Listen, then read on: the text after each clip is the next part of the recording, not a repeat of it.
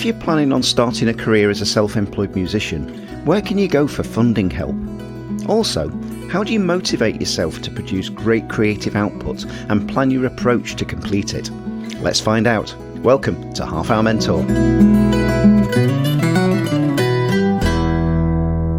My name is Ian Cleverden, and welcome to my audio podcast series designed to help anyone who's looking for inspiration to develop their creative skills, whether professionally or as a hobbyist.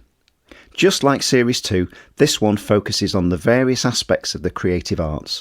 I'll be interviewing musicians, songwriters, authors and actors, but also speaking to some in the directing and strategic management fields of this wide-ranging industry.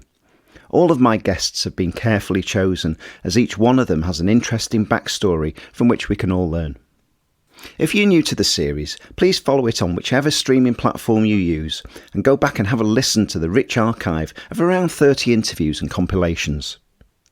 This series is completely independent and ad-free, so if you like what you hear and you'd like to help cover some of the production costs such as tea and Kit Kats, please feel free to donate what you can via the Corona Sound website.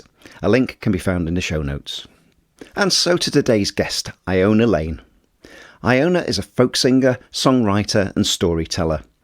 Her songwriting is heavily inspired by the wonder of the natural world, and as you'll hear from the interview, her upbringing in the British countryside has had a huge influence on her writing. She released her debut album, Hallival, in 2022, its release having been delayed due to that little thing called a COVID lockdown. The album has received great critical acclaim, with Folk Radio UK including it in its top folk albums list for that year. She's received praise and support from well-established folk artists such as Karine Polwart and Julie Fowlis, and in 2020 was selected by Karine to receive the Taron Guitars Young Players Bursary, which resulted in her having a guitar made especially for her by Taron Guitars luthier Rory Dowling, a real honour. You can see lots of examples of her playing that online. If you're not familiar with Iona's work, I've curated a short Spotify playlist of some of her songs. The link can be found in the show notes. I met up with Iona recently in her studio space in Glasgow to chat about her career, her approach to writing and how she makes a living as a professional musician. Iona Lane, welcome to Half Hour Mentor. Hello, how are you doing, Ian? Yeah, good, thank you. How are you? Yeah, not bad. Thanks for having me. It's lovely to be here. Well, it's lovely to have a welcome into your studio here in Glasgow. In rainy Glasgow. Yes, I got soaked on the way here, but that's another story. It's not about me. Let me start off by asking you a question I ask all my guests is, what was the first job that you ever wanted to do when you were growing up? Yeah, that's a good question, actually, and one that doesn't get asked very much in interviews. I remember being, maybe 7 or 8, and I was just obsessed with the planets and the solar system. So, of course, I wanted to be an astronaut when I was a little kid. Both my parents are scientists, so I remember my dad buying me a telescope for one of my birthdays or Christmases or something, and then just being obsessed with the planets basically. Did they want you to go into science with them both being scientists? Yeah, I think they did. There was always definitely a leaning towards that, but then I definitely have an interest in science, and I definitely have an interest in that. For my A-levels, I studied chemistry, maths, music, wow. And I was doing physics as well, but I dropped that after AS. And I'd sort of always had the idea through school that I'd probably go and study chemistry or something chemistry aligned, but didn't happen. That changed. But there's, music has a scientific element to it, doesn't it? Yeah, definitely. I really enjoy stories and the tales that have science links or have an element of understanding sort of underneath, if that makes sense. Yeah, that certainly comes across in some of your songs. I would say that there's an underlying theme which I'm beginning to get now, even just asking you that question. But what was your first engagement with music then? What turned you into the first step into music? Yeah, so my dad played classical violin until he was about 18 or 19, and I think there was always an encouragement in the house growing up. Not, my parents weren't necessarily playing music in the house, but there was always the encouragement of, would you like music lessons? So I did violin lessons until about the age of 9, and I got grade 1 distinction. Excellent. Which is the height of my fiddle playing. I thought you were going to say the height of your musical career then. Yeah, that as well. It's something that I lean on a lot, my grade 1 violin. I think when I went to secondary, I started having classical singing lessons. And then took all my grades basically up to grade 8 in classical singing. So obviously that was the start of it all and get the focus that you needed. Yeah, definitely. And I mean, I don't think I necessarily enjoyed having classical singing lessons, but then now in my practice, like I rely on all of those techniques all the time that I'd learned. And in hindsight, they were probably like the most important lessons that I've had in training my voice, realistically. But then, I sort of guess moving from learning classical pieces and having classical technique, I took GCSE music, and my music teacher, lovely human called Mr. Paul Swannell, or Mr. Swannell, as I called him back then. You can never call him by the Christian names teachers, can you? He was great, and he said to me during studying GCSE, he was sort of like, oh, have you thought about learning an instrument to accompany yourself? For which I hadn't. So he was like, oh, why don't you play like guitar or piano, like sort of start, picking up that as a skill. Because a big part of studying music through GCSE and A-level is composition as well. And just being a singer, and it just made sense to sort of tackle that myself. And I remember saying to my parents at the time, I was like, oh, I'd really like to play guitar. And I think, seeing as I'd given up on the violin, I probably wasn't doing as much practice as I should be doing with my singing.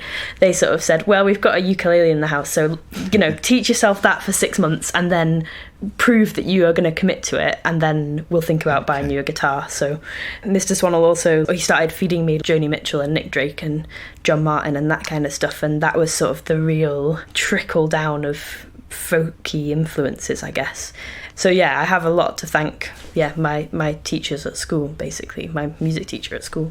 Without his influence and his ear for hearing that I have sort of a folkiness in my voice, I probably wouldn't be doing music, to be honest. And when I think about sort of music and the arts being cut within the school curriculum as well, that's something that I think is quite upsetting, because music teachers are the people who give students an opportunity to discover what kind of music they want to make and whether that's a career they want to go down, basically. It's a common theme in the podcast and the interviews that I've done, actually, where teachers have had so much of an influence, and not just on music. So English teachers for writers, for example, it's a big thing. So great shout out to all the teachers listening.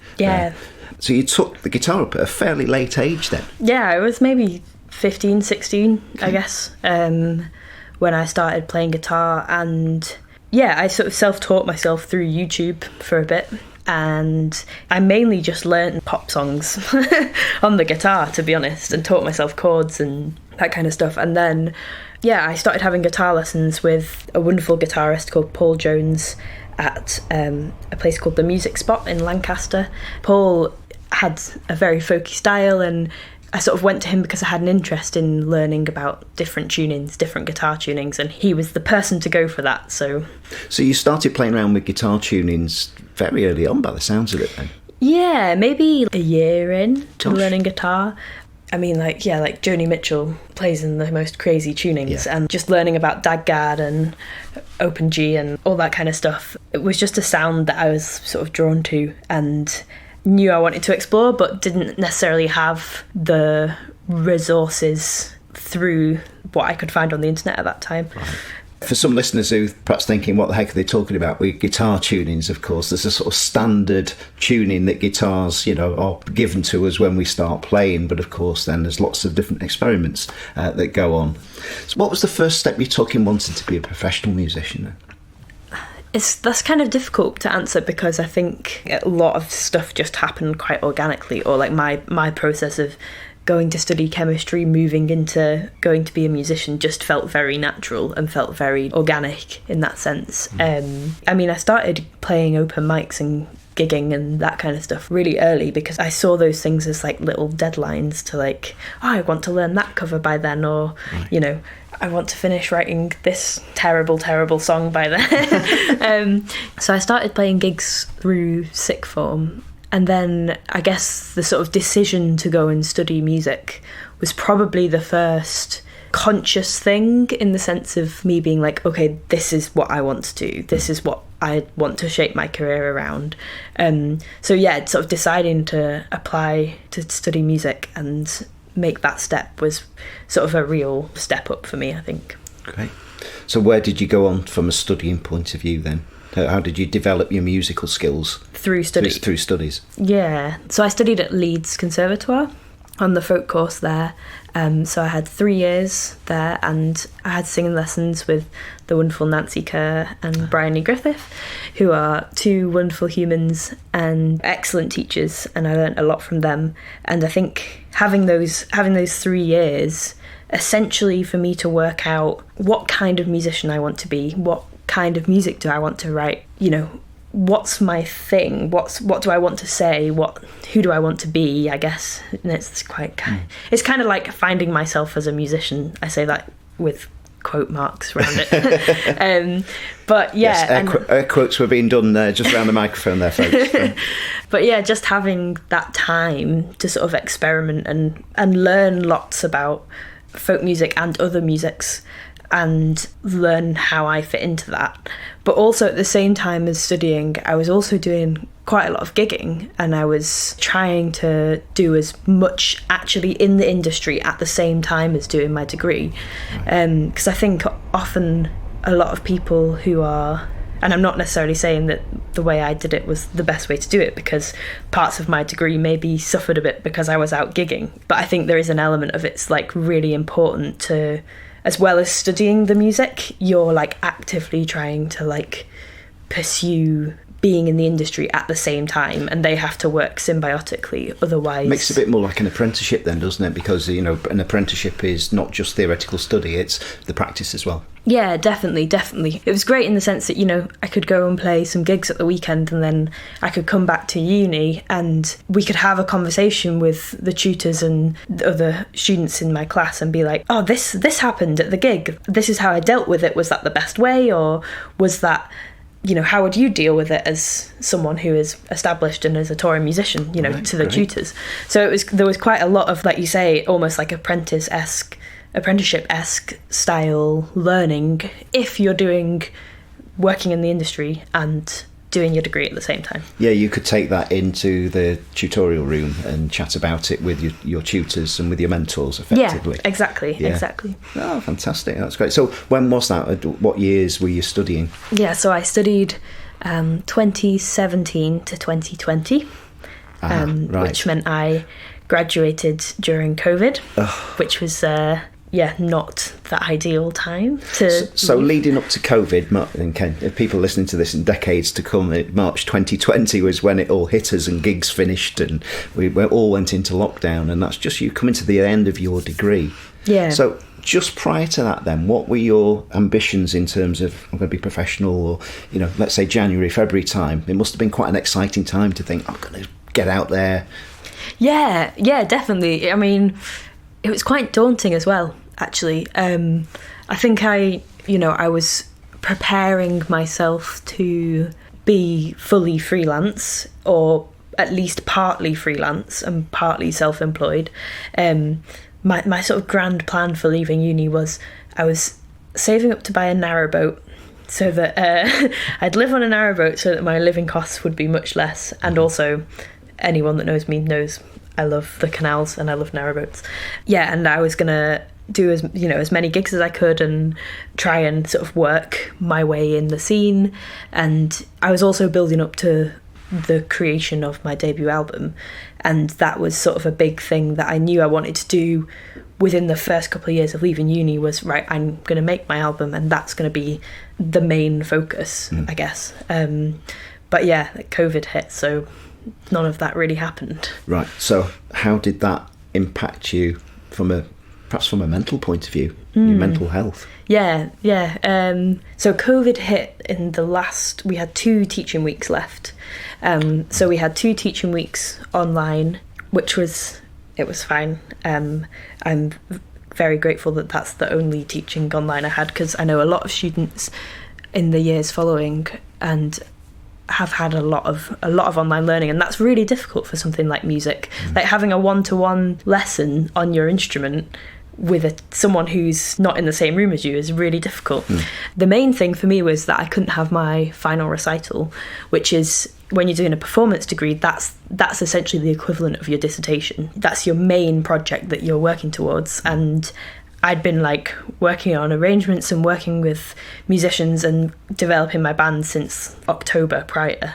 So I'd sort of had a big grand plan, and essentially none of that could happen. Oh, no. So yeah, I think I sat on a Nintendo Switch for like 8 days straight and didn't speak to anyone. And I played Stardew Valley for like 8 days, and I built an amazing farm. And like that was how I dealt with it, to be brutally honest. But yeah, I mean, I was living in a house with some lovely people as well, so that was really nice, who were all in the years above me, so they'd left uni by that point. I was in a really supportive house, which was really lovely, and we did lots of cooking together and that kind of stuff. But also I think early lockdown, everyone had that idea, this is going to be over in a month or so, and we sort of partied for the first month, and then realised it was going to be a bit longer. So I kind of took it as an opportunity to try and write some more music. And I'd sort of planned to record my album, I think like autumn 2020, and then that ended up getting pushed because of COVID. This was your debut album? Yeah. But then also that gave me more time to write music. Some of what I would say my better songs and my most listened to songs came during that time when the recording got pushed. So like that was really interesting, because I think that album would probably sound very different and have different material on it if we'd have recorded it like 6 months prior. Why do you think those songs resonated more that were written around that time? I'm not sure. I think I am still developing as a songwriter. I'm still like working that out, and I think maybe in those 6 months I felt like I really sat down as a songwriter. Like everything felt a bit more rooted. There was a sort of theme starting to appear from the album, and it was like, okay, what else does this need, or what sort of fits in with the rest of the repertoire? And I guess as well, during lockdown, I had like a commission and a songwriting competition that had like a deadline to it. And they were the two things that I was like, cool, I will have new songs out of these, and there's an external deadline that's going to make me do them. So, yeah. Fantastic. So we've come out of lockdown, and, we're all into this sort of big wide world that we can socialise again now. How did the live performance side go for you, and how did you kickstart that? Yeah, so, I guess obviously during lockdown and sort of coming out of lockdown, my music maybe wasn't as established as I am now, and my album came out spring 2022, so it was fairly after lockdown, but we're still sort of like working things out, I feel. So yeah, I guess this year, in sort of spring into summer, I sort of did my first big tour, which I spent quite a long time booking, best part of a year ago. So yeah, and that's been really nice to sort of tour the material and also tour a lot of new stuff that I've written since. Right. What do you most enjoy about touring? I love that moment after a gig when someone comes up to you and they say, oh, that song really resonated with me because X, or that song took me back to that place that you were singing about, and I have wonderful childish memories from that place. And like moments like that where I feel like the audience members are getting such individual experiences out of my music, that means a lot. That's great. And I just want to put a shout out to audience listeners, those who go to a concert and you listen to somebody and they've got the opportunity to go and speak to the musician, is go and speak to them and tell them exactly that, because it does mean so much. Yeah. Don't be shy. If it's really resonated and if there's a tear being pouring down your cheek, just go and share it with the musician, because it means the world. Definitely. Let's talk about songwriting then. So how do you approach it? Big open question. So what's your routine? Do you have a routine? Yeah, well, you know what, I actually don't really have a routine with songwriting, which is something I feel like I should change, because I don't think I necessarily write as much as I'd like to. Like, I find sitting down to write is actually probably like the hardest bit of being a musician for me, because I think it has to be right when I do it. And I know I love a lot of songwriters who can sit down and spend 5 days a week, 9 to 5, writing songs, and they work really well out of that. But I know I wouldn't be able to do that. Is it more that when inspiration strikes then? Yeah, I think I have to find the right thing that I want to talk about, the right thing, the right story, the right feeling, the right emotion and scenario that I want to portray in the song. And if I haven't found that thing, then for me I don't feel like I want to write necessarily. Maybe I am alone in this, but maybe there are songwriters out there who have like the similar response or a similar feeling to that. There are, in ones that I've spoken to, certainly. Yeah. But I think one thing I spot with your music, because I've followed it since your very first EPs that you got, is that there's very much a feel of the countryside. You know, that you seem to be inspired by, think of Schiehallion, for example, the Scottish mountain, even your social media, when you're posting, you're normally on an island somewhere in the Scottish Islands. Yeah. So yeah, that's definitely come from my parents. So yeah, I grew up really rurally in the Yorkshire Dales, which was, I don't think I really enjoyed it at the time, but in hindsight, I'm like, oh, yes, amazing. And I love going back to visit my parents because they're in a beautiful spot. But also, my mum's a geologist, so she studies rocks, and she takes a lot of like field courses up to Mull quite a lot and up to the northwest coast of the Highlands. So we spent a lot of like family holidays up in the northwest of Scotland and going hill walking, which I hated as a kid. So that my parents could my mum could go and see, the Lewisian Gneiss and stuff. So that was sort of quite influential, I think. Could I say as a listener, I think it has, because there's loads of space in your arrangements and the music that you write. So it just portrays islands and empty countryside to me. That's just what I hear. Yeah, that's good. I'm glad, because that's something that I really enjoy writing about.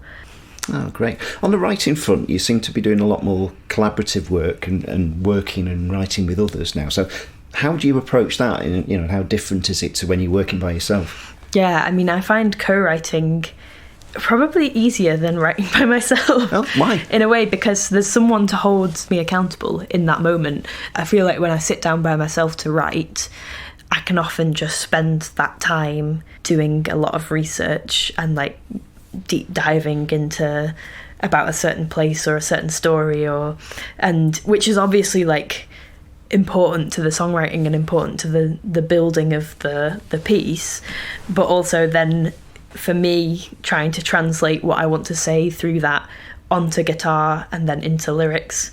That can take me a very long time, a very long time. Whereas if I'm sat in a session with someone and they're saying, okay, you've got this story and you've just spoken at me for 40 minutes about this concept that you want to write about, let's get it into something. That person is holding me accountable in that moment and is saying, right, let's write some lyrics. Right. Let's what kind of chords are we thinking? So That's a bit like being at the conservatoire again, isn't it? Where you've perhaps been given a deadline to...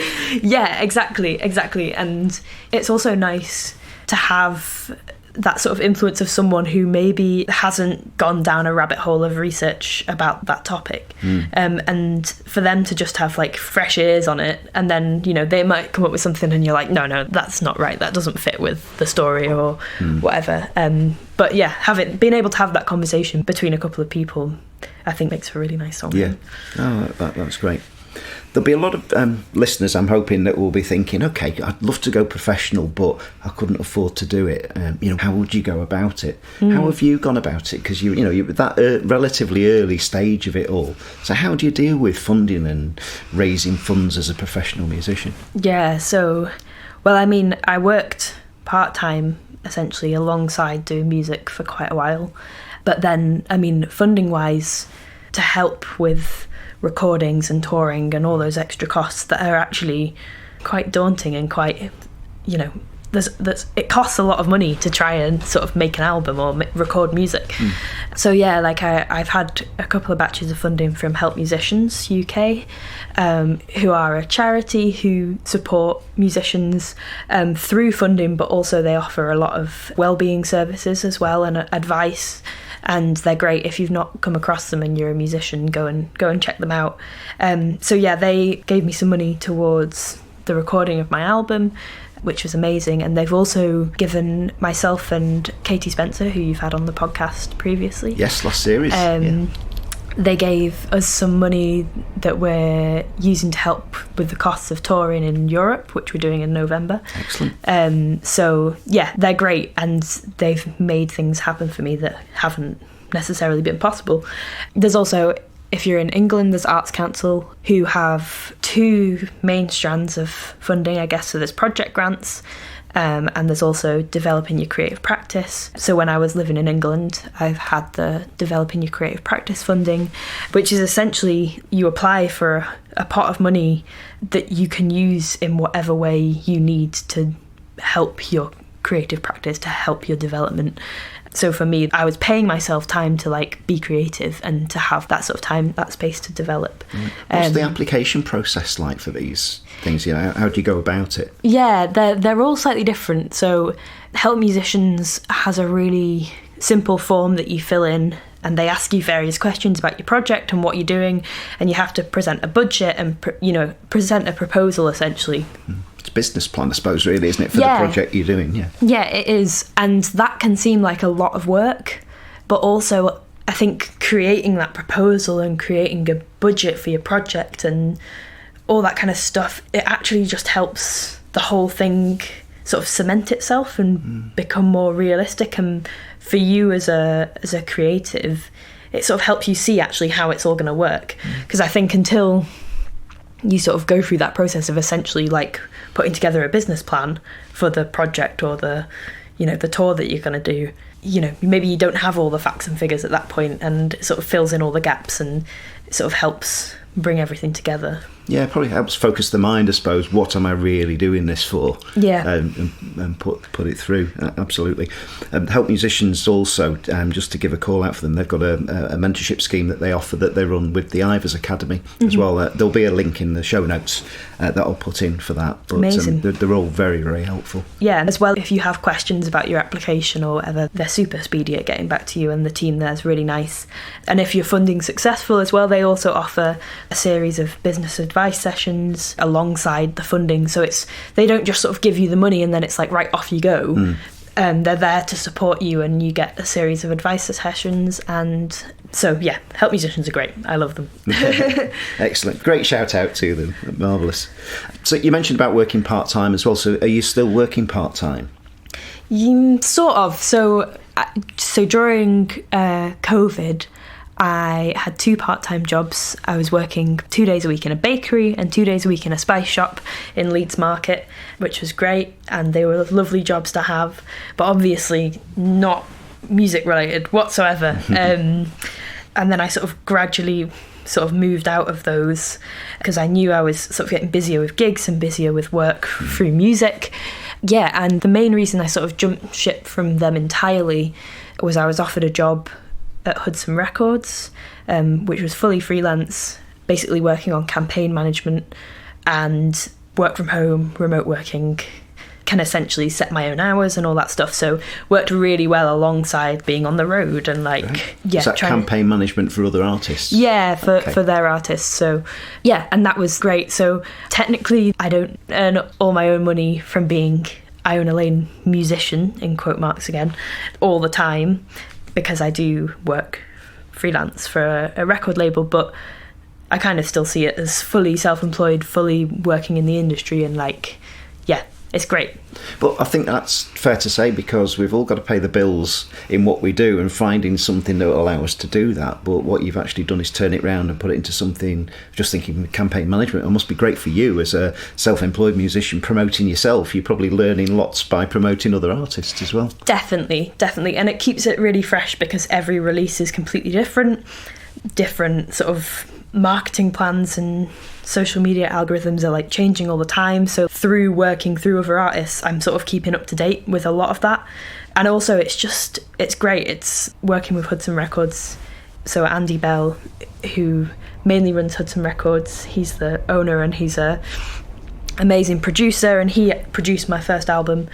But yeah, he like works and knows everyone. He's one of those kind of people. And very, very handy to have that knowledge. Yeah, it is, and that's kind of important, and that's super. Yeah. It's super useful and helpful to be working with a team of people and everyone at Hudson Records, all working in the scene, and to be part of that team and to then sort of take knowledge from everyone involved, and also working alongside loads of different artists who are working in the folk scene.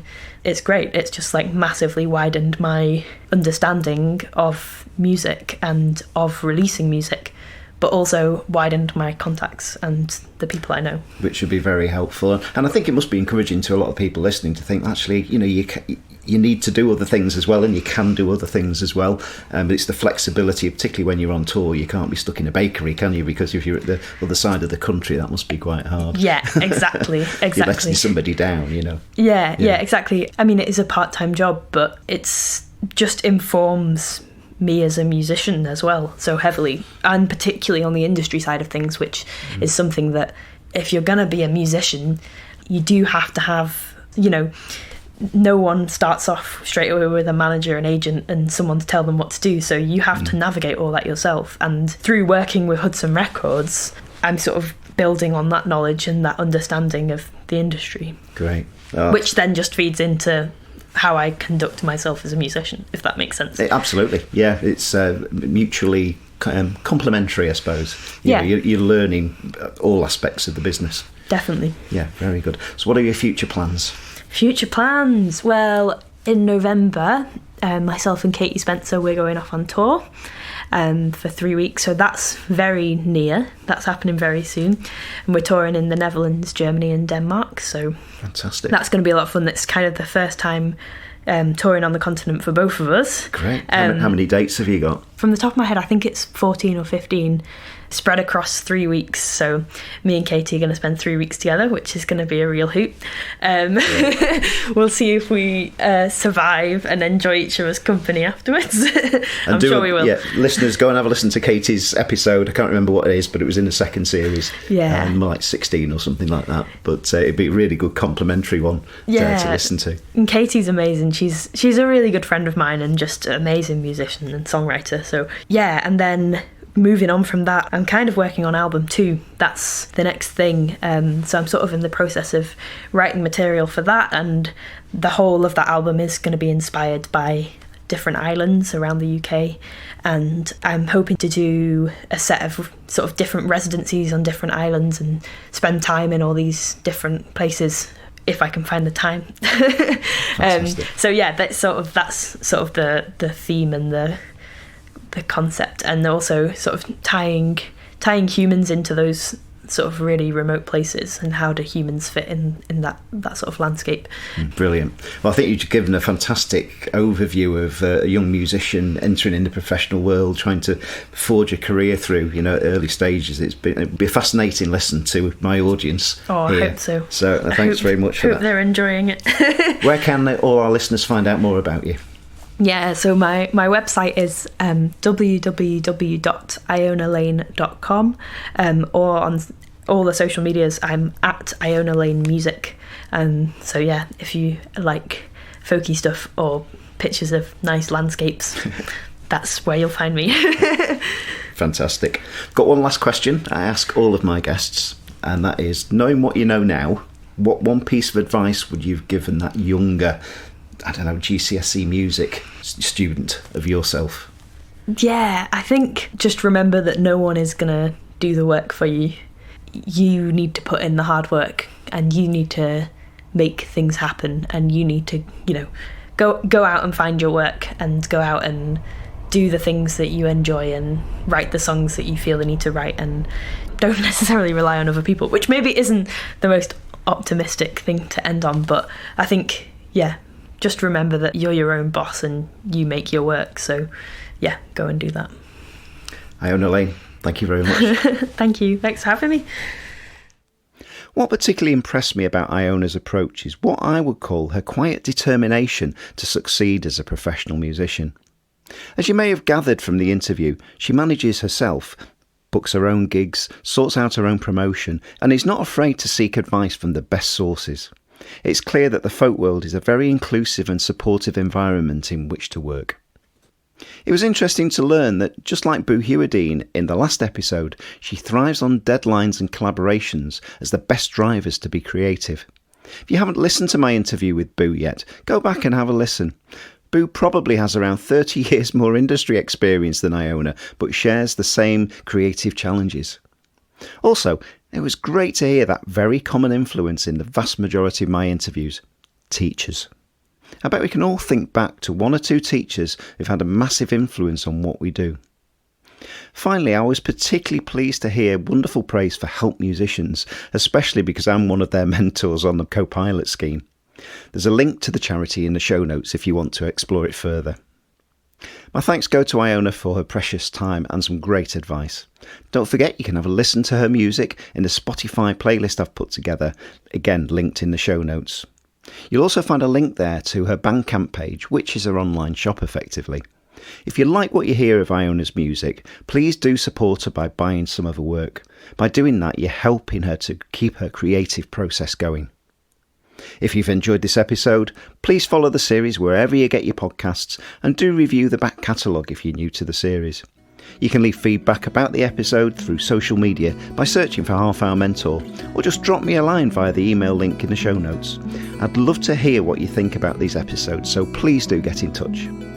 That's it for this time, so until the next one, bye for now.